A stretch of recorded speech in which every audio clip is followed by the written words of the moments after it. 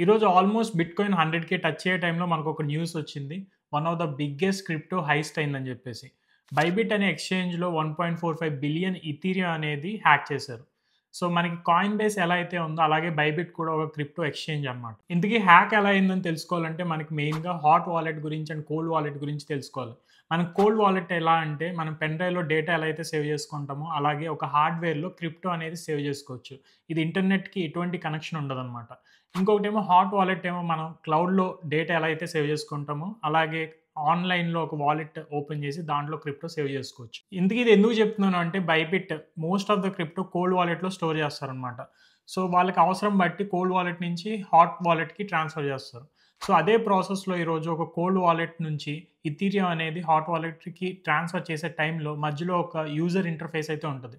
So, ఈ user interface hackers ఏం చేశారు అంటే సిమిలర్ యూజర్ ఇంటర్‌ఫేస్ ఒకటి క్రియేట్ చేసి అది ఇంజెక్ట్ చేసి వాళ్ళు ఆథరైజ్ చేసినప్పుడు ఆ కోల్డ్ వాలెట్‌లో ఉన్న ఇథీరియం మొత్తం వాళ్ళు ట్రాన్స్‌ఫర్ చేసుకున్నారు. యాస్ పర్ ట్రస్టెడ్ సోర్సెస్ ఈ హ్యాక్ చేసిన వాళ్ళు ఎవరంటే నార్త్ కొరియాకి సంబంధించిన లజారస్ గ్రూప్ అంట.